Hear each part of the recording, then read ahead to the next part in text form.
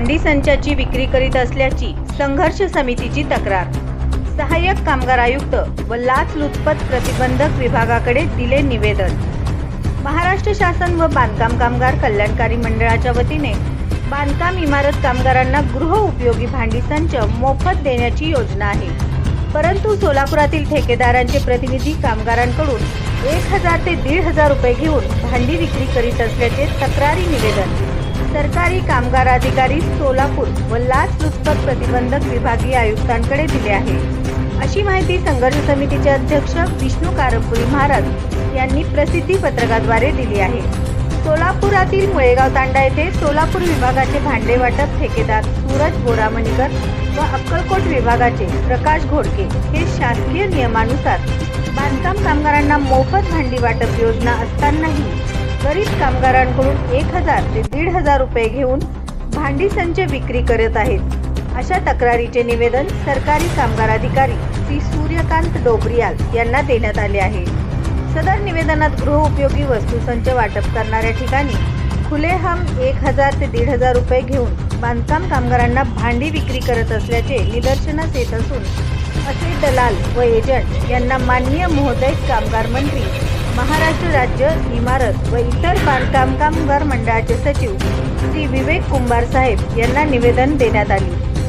मात्र सोलापूर जिल्ह्यातील गृह उपयोगी संच वाटप करणारे अक्कलकोट विभागाचे श्री प्रकाश घोडके तर सोलापूर विभागाचे सूरज बोरामणीकर व वैभव रखवले हे ठेकेदार उघडपणे पैसे घेऊन गृह उपयोगी वस्तू विक्री करत आहेत। सदर आपणास सविनय विनंती की आपल्या कार्यालयामार्फत भांडी वाटप ठिकाणी लाचलुचपत प्रतिबंध विभागाचे मोठे बॅनर लावून लाचलुचपत विभागात आपण तक्रार दाखल करून संबंधितांवर गुन्हे नोंद करण्यात यावे, असे 2 दिवसामध्ये नाही झाल्यास गुरुवार दिनांक 24/7/2025 रोजी गृह उपयोगी संच वाटपा ठिकाणी धरणे आंदोलन केले जाईल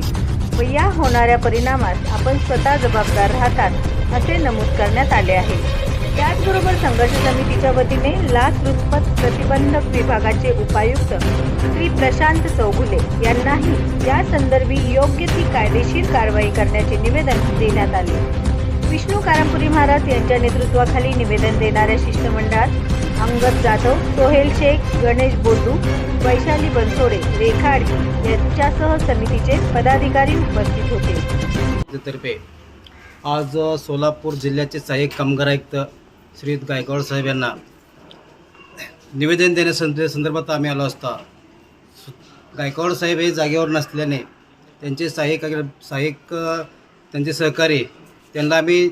लेखी स्वरूपात निवेदन दिलेलं आहे। आत्तापर्यंत जे निवेदन दिलेत त्या निवेदनाची दखल घेऊन माननीय कामगार मंत्री आकाश कुलकर साहेब यांनी बोगस बांधकाम कामगार चौकशी संदर्भात आणि घरोपयोगी संचामध्ये झालेला भ्रष्टाचार याची सखोल चौकशी आणि ज्या ठिकाणी तुम्हाला बोगस बांधकाम आढळतील किंवा भांड्यामध्ये पैसे वाटप परिस्थिती दिसल्यास तात्काळ अँटी करप्शन ब्युरोकडे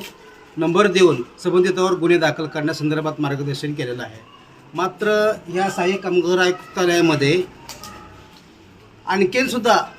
बोगस बांधकाम कामगाराला आळा बसलेला दिसून येत नाही आणि भांडी वाटपकडे आम्ही गेलेलं असताना तर त्या ठिकाणी 700-800 रुपये घेऊन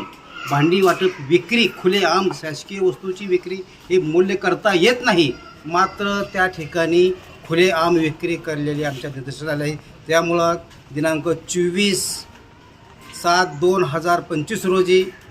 मान्य सहाय्यक कामगार आयुक्ताला निवेदन देऊन त्या ठिकाणी ज्या ठिकाणी भांडी वाटप करणार आहेत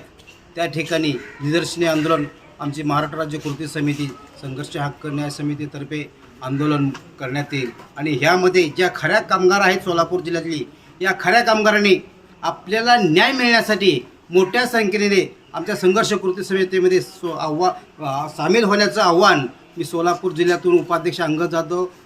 आमचे अध्यक्ष विष्णू कारंपुरी साहेब, सेक्रेटरी सोहेल साहेब आणि खजिनदार गणेश बोटू साहेब, वैशालीताई बनसोडे महिला प्रतिनिधी यांच्या कोणत्याही नंबरवरती अटॅच करून ज्या ठिकाणी बोगस बांधकामगिरी चाललेला आहे, पैसे घेऊन चाललेला आहे तो खेळ तात्काळ बंद करण्यासाठी सोलापूर जिल्ह्यातल्या तमाम खऱ्या बांधकाम कामगारांनी आमच्या कृती समितीमध्ये जर आलं तर आम्ही त्याचं स्वागत करून खऱ्या बांधकामगाराला न्याय हक्क आम्ही देण्याचं मोठं काम आम्ही सोलापूरमध्ये करू. जय हिंद, जय महाराष्ट्र.